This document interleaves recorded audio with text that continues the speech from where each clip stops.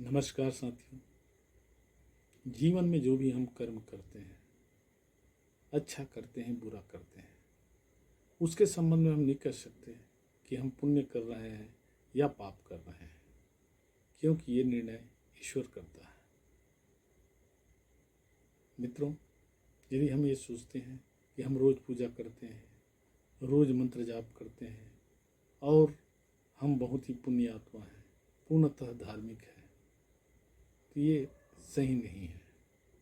मैं एक कहानी के माध्यम से आपको बताना चाहता हूँ। एक ब्रह्मचारी था जो प्रतिदिन प्रवचन करता था और उसके प्रवचन में लाखों की भीड़ रहता था। और उसी के आश्रम के कुछ दूर में एक नित्यांगना, जिसे हम मुजरे वाली भी कह सकते हैं, वो भी रहती थी। और उसके मन में इच्छा रहती थी कि मैं भी सत्संग करूं, प्रवचन में जाकर बैठूं। लेकिन ऐसे लोगों को समाज में कोई स्थान नहीं रहता और उसकी लोग पसंद नहीं करते, इसलिए कभी प्रवचन सुनने नहीं जाती थी। लेकिन अपने घर से प्रतिदिन प्रवचन सुनती थी और उसके मन में हमेशा ये भाव रहता था, हे प्रभु, मुझे क्षमा करना, मैं कैसे गलत कामों में लगी हूँ।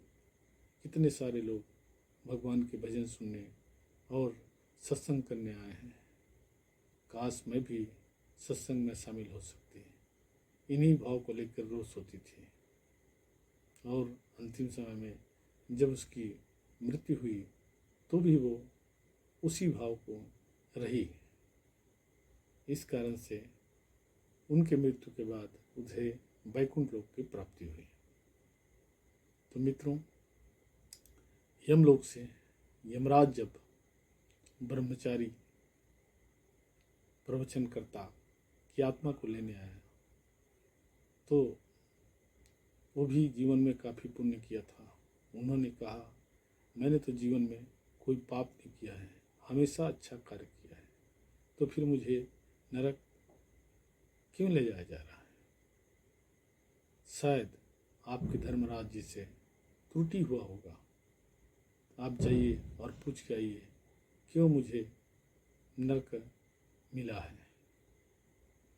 तो जाता है धर्मराज के पास और कहता है, और वो ये भी दिखाता है, ये देख लीजिए पृथ्वी लोक पे कितने सारे मेरे भक्त हैं, रो रहे हैं, बिलख रहे हैं मेरे स्नेह में। मेरे जो मृत शरीर है उसको चंदन की लकड़ी में असली घी से चीता लगा रहा है। ये सब को देखता है यमराज और धर्मराज के पास जाता है। वो कहता है, स्वामी, शायद आपसे गलती हो गई, क्योंकि जिस व्यक्ति की आपने बात किया है वो आदमी बहुत ही सज्जन, ब्रह्मचारी और जीवन में कभी पाप नहीं करने वाला व्यक्ति है, इसलिए आप पुनः ही उनकी लेखा जोखा देखें। तो चित्रगुप्त को कहता है, चित्रगुप्त जी, आप इनका जीवन के कार्य, पाप और पुण्य के बारे में देखिए, बोलता है। चित्रगुप्त देखता है अपने खाता बही खोल करके और धर्मराज को बताता है, स्वामी, ब्रह्मचारी जरूर जीवन में अच्छा काम किया है, जीवन भर धर्म का उपदेश देता रहा है, लाखों भक्त हैं उनके, लाखों श्रद्धालु हैं। यह बात भी सही है, उनके शरीर को चंदन की लकड़ी और घी से जलाया जा रहा है। लेकिन उसके मन में एक वासना रह गया था, जो प्रतिदिन प्रवचन करने के बाद जब अकेले में रहता है, सोने के पहले, और उनकी जो चिंतन रहता है, वो हमेशा नर्तकी को पाने की मन रखता है। ये उनका रोज का विचार उठता था और यही विचार उसके मृत्यु के समय भी उठा था। इस कारण से उसे यमलोक, नरक लोक की प्राप्ति हुई है। रहा बात वो दूसरा जो मृत शरीर है महिला का, जिसे गिद्ध और कौवे नोच रहे थे, वो महिला जरूर ही नृत्यांगना का काम करती थी, तवाब का काम करती थी, लेकिन उसके मन में भी पूरी तरह ईश्वर के प्रति श्रद्धा था।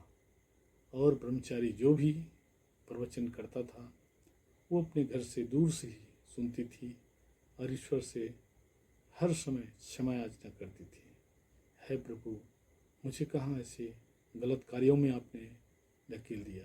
काश मैं समाज के साथ बैठ करके सत्संग सुन सकती, तो मेरा जीवन पुण्य से भर जाता।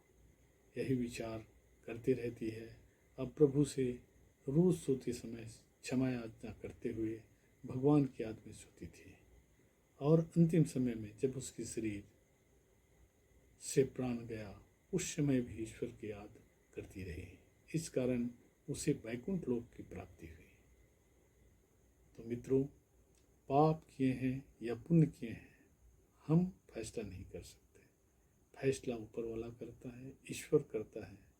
ईश्वर जो कभी नष्ट नहीं होता, वही ईश्वर होता है। परमपिता परमेश्वर विराट स्वरूप भगवान विष्णु, जिसे आप देखेंगे उसमें सब समाहित रहता है। मैं भगवान विष्णु के विराट स्वरूप को प्रणाम करते हुए अपने वाणी को यहीं विराम देता हूँ।